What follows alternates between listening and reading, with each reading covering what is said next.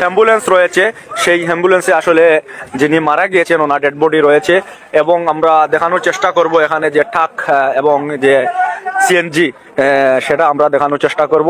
Sylhet two Zakiganj main রাস্তার জকিগঞ্জ উপজেলার ৮ গ্রাম স্টেশনের একটু পূর্বে মেইন রাস্তায় এই দুর্ঘটনাটি ঘটেছে।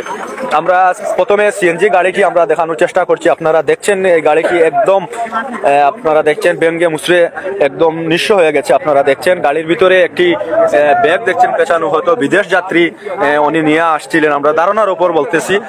ব্যাগটি রয়েছে আপনারা দেখছেন এবং গাড়িটির অবস্থা আপনারা দেখছেন। গাড়িটি হচ্ছে সিলেট তো 11-24-57 আপনারা দেখছেন 11-24-57 হচ্ছে এই গাড়ি। হয়তো আমরা ধারণার ওপর বলছি উনি সিলেট থেকে যাত্রী নিয়ে আসছেন, বিদেশ যাত্রী থেকে নিয়ে আসছেন। আসার পথে ৮ গ্রামের পাশে মেন রাস্তায় এই দুর্ঘটনার কবলে পড়েন। এটা গাড়ি সিলেট থেকে আসছে, এটা আমরা দেখতে পাচ্ছি।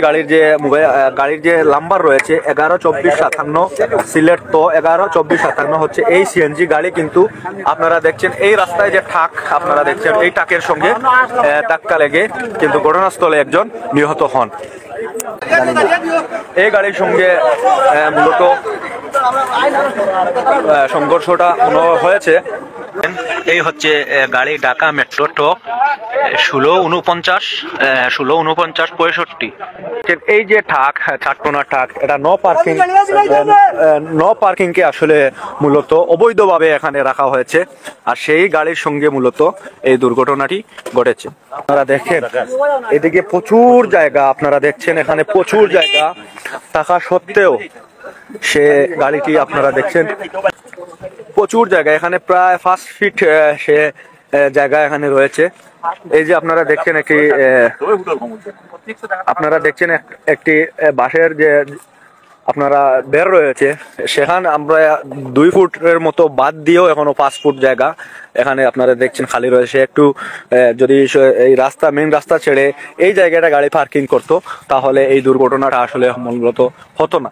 তো সে গাড়িটি রেখেছে আপনারা দেখছেন ঠিক মেইন রাস্তার, আপনারা দেখছেন মেইন যে রাস্তাটা আপনারা দেখছেন সেই মেইন রাস্তার একদম শেষ প্রান্তে তার গাড়ির কিন্তু একটি টায়ার আপনারা দেখছেন। আর টোটাল গাড়িটা হচ্ছে মেইন রাস্তার মধ্যে, আপনারা দেখেন মেইন রাস্তার মধ্যে গাড়িটা রাখছে। এটা হচ্ছে সিলেট টু জকিগঞ্জ মেইন রাস্তায় এখান দিয়ে প্রতিদিন সব ধরনের যানবাহন চলাচল করে। এখানে একটি বাস, এটা হচ্ছে সিলেট টু জকিগঞ্জ মেইন রাস্তার একটা বাস কিভাবে পার হবে আপনারা দেখছেন, একটা বাস কিভাবে পার হবে, একটা বাস কিভাবে ওভারটেক করবে, একটা গাড়ি কিভাবে ওভারটেক করবে। কিন্তু এইরকম সে না ভেবে রাস্তার মধ্যে ধাক্কা রাখার কারণে একটি সিএনজি গাড়ি এখানে দুর্ঘটনা কবলে পড়ে ঘটনাস্থলে একজন নিহত হয়। আরে এই যে ট্রাকটা কোন সময় রাখা হয়েছিল? এশারা জানার পরে রাত 8:30টার পর। আর দুর্ঘটনাটা কোন সময় হয়েছে? দুর্ঘটনাটা ওই ট্রাকটা রাখার সম্ভবত 10-15 মিনিট পরেই ঘটনা হয়ে গেছে। ট্রাকটা রাখার 10-15 মিনিট পরে এইরকম হবে। ড্রাইভার এখানে ট্রাক কি তার লাগে রাসন জানেননি?